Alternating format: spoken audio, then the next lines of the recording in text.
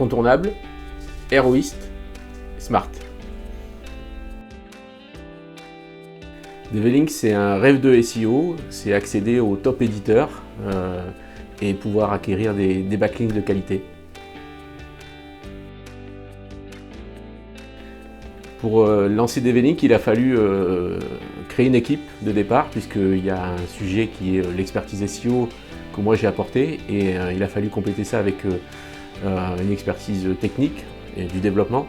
Et c'est là que Maxime et Vincent ont joué un rôle pour pouvoir lancer les premières lignes de code et aboutir à la première version de la place de marché. Alors les obstacles, ils sont tout ordre. Déjà, c'était le marché qui n'était pas du tout mature quand on a lancé l'activité. Certes, il y avait une expression de besoin d'aller sur des vrais éditeurs, des vrais sites pour faire des liens.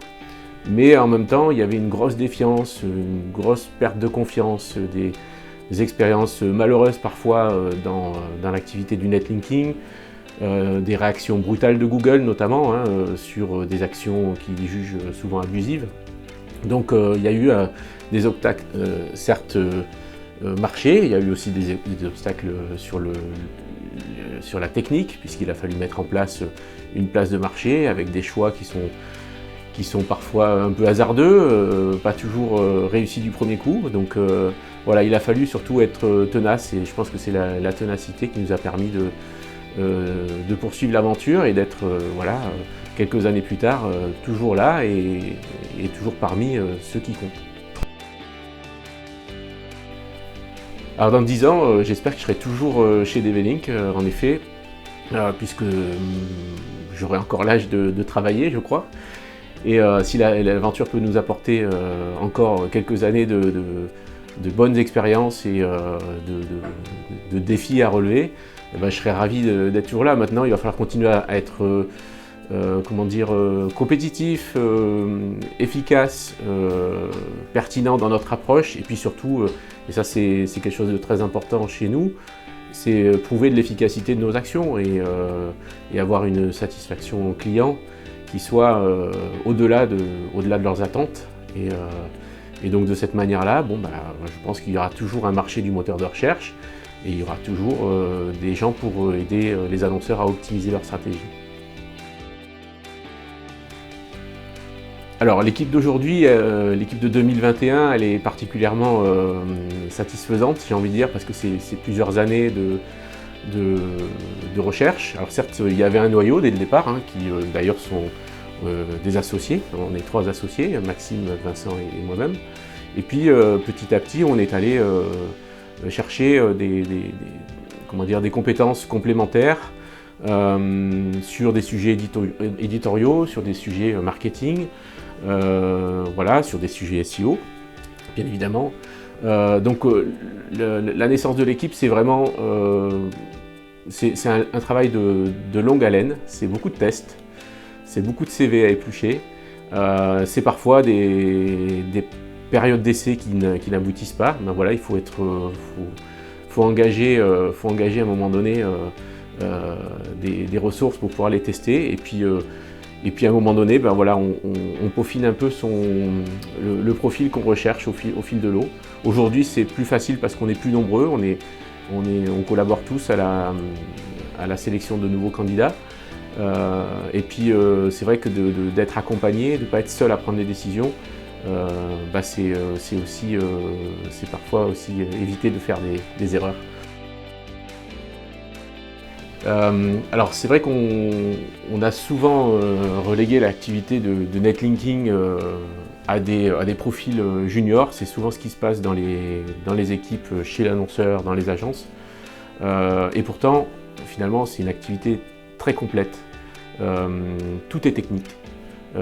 Il y a de la conception, il y a de la créativité, il faut de la matière grise. Il faut pouvoir, chaque opération souvent, et c'est une nouvelle opération, donc il faut aller chercher les éléments pour pouvoir lancer une campagne et faire des choses qui sont pertinentes, vraiment être à l'écoute de l'annonceur, bien valider les objectifs avec lui, Donc c'est des compétences qui sont des compétences de gestion de projet. Il faut avoir envie de satisfaire le client, il faut avoir en soi la fibre relation client. Ça c'est pour, on va dire, pour gérer des campagnes. Les outils, la technique, nous on l'a développé à travers une plateforme, à travers une série d'outils. Donc on apporte ce confort aujourd'hui pour faciliter l'activité auprès des account managers. Donc il n'y a pas de nécessité d'être un développeur ou d'être un gros technicien. Donc si on aime raconter des histoires, qu'on est doué pour écrire, qu'on est doué pour faire de l'illustration, ça c'est des compétences qui nous intéressent chez nous. Évidemment on a prouvé de son intérêt pour le SEO, ça nous permet évidemment de gagner du temps et d'aller beaucoup plus vite dans la formation. Enfin, il y a aussi une dimension internationale et tous les collaborateurs maîtrisent en général au moins une langue étrangère, parfois deux. Et ça c'est très important. À nouveau, on ne demande pas à savoir écrire, parler dans un anglais, un espagnol ou un allemand parfait, mais dans la relation qu'on a avec nos clients, qui sont parfois eux-mêmes à l'étranger et qui cherchent un spécialiste sur le marché français, ou nos partenaires éditeurs qui sont à l'étranger, il faut savoir évidemment communiquer avec eux, et ça c'est aussi une qualité que nous on met en avant. Alors on a toujours plein de projets dans les cartons et on est obligé de freiner. Il faut qu'on soit, certes on est aussi un peu rêveur, mais on sait être terre à terre. Donc on a l'expérience des projets, on sait que parfois on va déborder en termes de timing, parfois on va dépenser aussi le budget qu'on avait prévu pour allouer à tel ou tel projet. Donc aujourd'hui on essaie d'être assez pragmatique. Certes, chaque année on apporte de nouveautés sur la plateforme.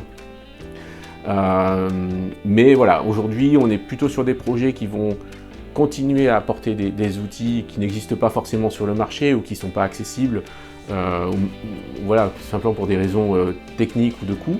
Donc on va essayer d'apporter des outils pertinents pour aller plus vite, plus loin dans les campagnes, pour éviter les erreurs au maximum. Et puis surtout, il y a un sujet, je pense, qui va nous occuper encore longtemps parce qu'il est souvent maltraité tout simplement.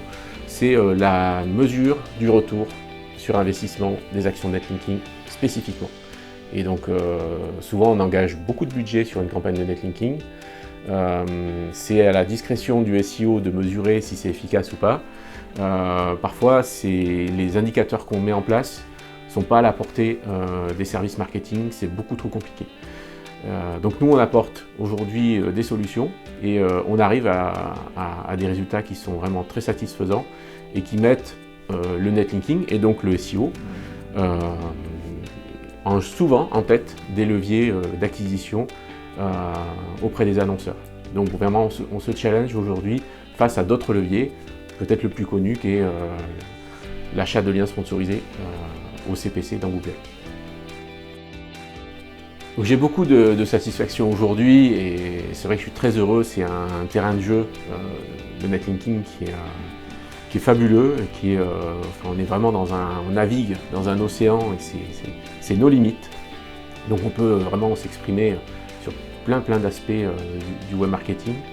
Ça regroupe de la technique, ça regroupe évidemment du marketing, du contenu, et ça c'est vraiment la base, j'ai envie de dire, du marketing. Maintenant, l'essence de Develing, c'était de proposer du conseil outillé. Et les outils, ça a été un gros investissement au départ. Le conseil, c'est l'équipe aujourd'hui. Et donc on arrive à regrouper ça, on arrive à atteindre l'objectif qu'on s'était fixé. Et en ça, moi j'y crois toujours. Ma satisfaction, aujourd'hui, c'est d'avoir abouti à un bon niveau de satisfaction au niveau des outils. Et c'est pas fini. Et de l'autre côté, c'est de construire cette équipe, c'est d'animer cette équipe. Et je pense que c'est un mot qui va revenir souvent dans l'expression de chacun. Mais c'est vraiment ça aujourd'hui, c'est d'arriver, malgré le contexte où on ne se voit pas tout le temps, d'arriver à trouver les bons leviers de communication et d'arriver à relever des défis ensemble. Donc quels que soient les projets qu'on nous confie, L'idée, c'est que chacun évolue en pouvant compter sur les autres, et ça fonctionne bien aujourd'hui. Alors, bon, déjà, c'est d'essayer, hein, c'est de ne pas avoir peur de l'échec, donc tester. Aujourd'hui, il y a beaucoup plus, peut-être qu'avant, il y a plein de possibilités pour lancer un site web et essayer de le référencer dans Google. Donc, n'attendez pas, ne suivez peut-être pas tous les conseils qu'on vous donne, surtout quand ils sont négatifs. Donc déjà, testez, ça c'est probablement ce qui va vous permettre de créer la confiance et si vous êtes prêt à aller plus loin dans ce métier. Voilà, testez. Parce qu'on a une dimension personnalisée.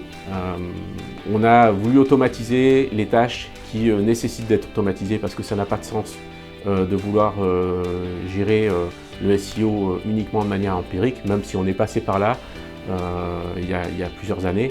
Donc c'est de proposer une expérience personnalisée tout en ayant des outils qui permettent d'aller plus vite sur les tâches qui méritent d'être automatisées. Comme je l'ai dit, on propose, on tient vraiment à la valeur ajoutée de nos prestations. On essaie d'apporter la dimension conseil quand c'est nécessaire. Et puis c'est toujours à la carte. Donc il n'y a pas de logique d'engagement. Certes, on va évaluer les moyens utiles, nécessaires pour atteindre les objectifs que le client va nous fixer. Et on va convenir d'un plan d'action ensemble. Mais voilà, on tient vraiment à être transparent sur les actions qu'on mène. On n'est pas obligé de nous croire sur parole quand on propose un plan d'action. On essaie de l'argumenter et vraiment qu'il n'y ait pas de mauvaise surprise à la fin. Et dans les deux sens. Voilà, donc c'est à la carte, mais si on sent que le projet est mal dimensionné, nous on préfère attendre que le client a les moyens de ses ambitions pour actionner un projet. Donc c'est tout ça qu'on peut trouver chez DVLink. Et évidemment, bon, après il y a un enjeu d'atteindre les top éditeurs. Ça reste une préoccupation permanente. C'est probablement sur les 2 dernières années, c'est 50% de notre effort et des moyens qu'on met à disposition qui sont destinés à rechercher des nouveaux éditeurs dans différents pays, d'engager, d'essayer de convertir des médias à faire des publics rédactionnels. Donc voilà, c'est ça aussi que vous allez trouver chez nous, c'est un spécialiste qui vient compléter une brique de votre stratégie SEO et probablement une des briques qui est le plus pertinent d'externaliser, donc le netlinking. Alors on va considérer plusieurs types d'outils. Il y a les outils qui vont permettre d'analyser vos performances SEO et d'analyser le comportement des robots de Google sur votre site. Donc indispensable, ça va être la Google Search Console qui lui révèle comment se comporte votre site internet dans les pages de ses résultats. Et donc là vous avez les données les plus exhaustives que vous pouvez attendre. Et un autre que je recommande, ça va être un simulateur de robot de type crawler, de manière à analyser notamment les balises HTML, l'accessibilité de vos pages, peut-être même avant d'installer la Google Search Console dans la chronologie d'un site. On va essayer d'analyser son comportement avant même de sa première indexation dans Google. Donc voilà, deux outils indispensables pour analyser son propre site. Et ensuite, une autre catégorie d'outils qui vont permettre d'analyser la stratégie SEO des concurrents. Donc là, de toute évidence, vous n'aurez pas accès à la Google Search Console, mais vous avez des outils qui vont essayer de traduire un peu les performances Google de vos concurrents. Et là, vous allez devoir souvent affaire à des outils type SEMrush, Ahrefs, Majestic pour les plus connus peut-être. Et c'est très intéressant dans le cadre de benchmark, d'analyse concurrentielle, et pour parfaire votre stratégie de positionnement. La vente de liens et Google, c'est deux choses qui sont parfois sensibles, puisque finalement, aujourd'hui, on peut considérer que le premier vendeur de liens, c'est Google, et pourtant, lui-même dit que vendre des liens, c'est contraire à ses règles de best practice, et donc il a tendance à freiner l'activité d'achat-vente de liens. Enfin bon, tout bon SEO aujourd'hui, c'est que pour performer dans les top positions, il faut travailler la popularité des pages. Quand les mots-clés sont stratégiques pour une activité, là où on bataille vraiment avec les concurrents, une fois qu'on a bien traité le contenu, c'est sur la qualité des liens et l'impact que ces liens vont avoir pour Google. Donc on est face à une certaine contradiction, on ne sait pas trop toujours comment interpréter le message de Google. Ce qui est certain, c'est que si on le fait mal aujourd'hui, c'est très inefficace. Si on en abuse, on peut être pénalisé. Et maintenant, si on trouve une stratégie, on va dire, équilibrée, on arrive à mettre en place un positionnement qui est plutôt pérenne. Donc à vous, à nouveau, de tester au départ peut-être ce qui est possible de faire. Maintenant, l'achat de liens, c'est ce qui va permettre probablement d'aller atteindre des sites que vous ne pourrez pas atteindre autrement, et donc développer des liens qui vont apporter les résultats que vous attendez. Alors DB-Link, c'est en effet une marketplace sur laquelle on peut monétiser son site à travers des formats de publi rédactionnels. Et donc, l'autre partie des utilisateurs, c'est ceux qui vont chercher à se faire connaître, développer des liens vers leur site et donc acheter ces publis rédactionnels. Donc il y a un rôle de marketplace, de place de marché. Pour nous, c'était important de proposer ce service et d'amener toute l'expérience utile pour faire les bons choix et évoluer en confiance à travers l'offre qu'on propose dans notre catalogue.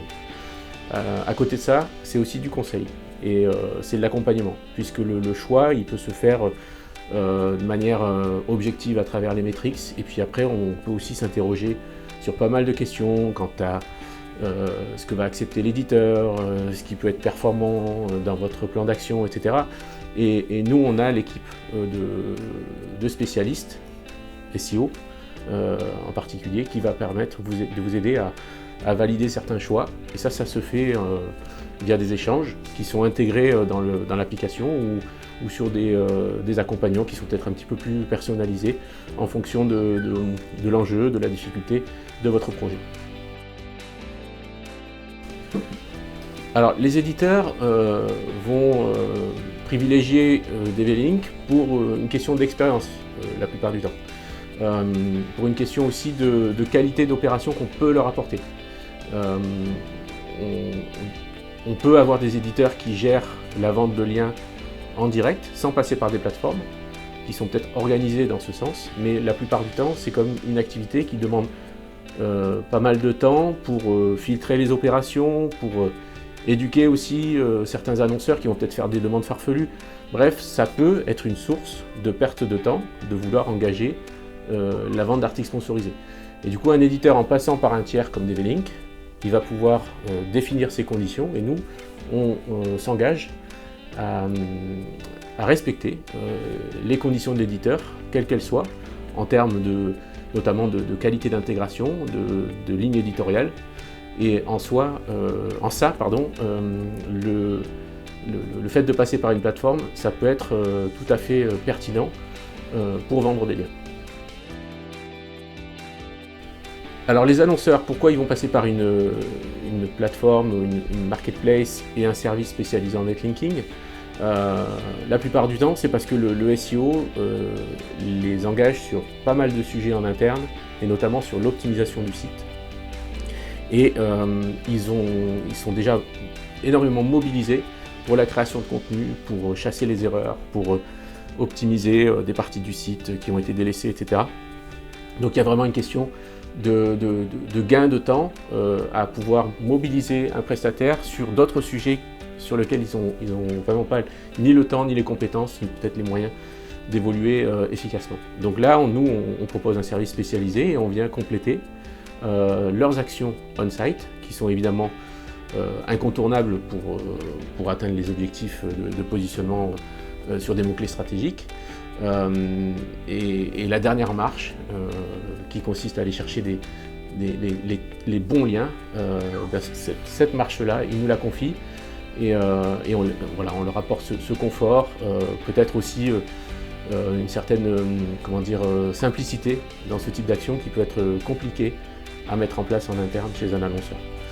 Il ne faut pas oublier les agences qui elles-mêmes doivent parfois relever des défis sur des secteurs d'activité qu'ils connaissent peu, sur des pays, sur des langues étrangères sur lesquelles ils n'ont peut-être pas suffisamment d'expérience. Et donc là, à nouveau, on va compléter leur offre et on va essayer d'apporter ce qu'ils ne trouvent pas en interne ou ce qu'ils ne trouvent pas ailleurs. À l'international, c'est deux dimensions finalement. La première, ça a été de recevoir des demandes d'acteurs, d'annonceurs, plutôt dont le siège social était dans un pays étranger et qui cherchaient un spécialiste sur le marché français pour développer du coup le SEO au niveau national en France. Et donc assez naturellement, ils cherchent un interlocuteur qui puisse dialoguer dans sa langue et gérer les questions marketing, éditorial et réseau qui sont propres à chaque pays. La deuxième dimension, ce sont des annonceurs également qui ont identifié nos compétences sur d'autres marchés que la France et donc ils vont privilégier un interlocuteur unique pour gérer les différentes campagnes, quel que soit le pays. Donc il y a deux façons d'aborder l'international et aujourd'hui on couvre de plus en plus de pays au fil des demandes et des défis qu'on nous demande de relever.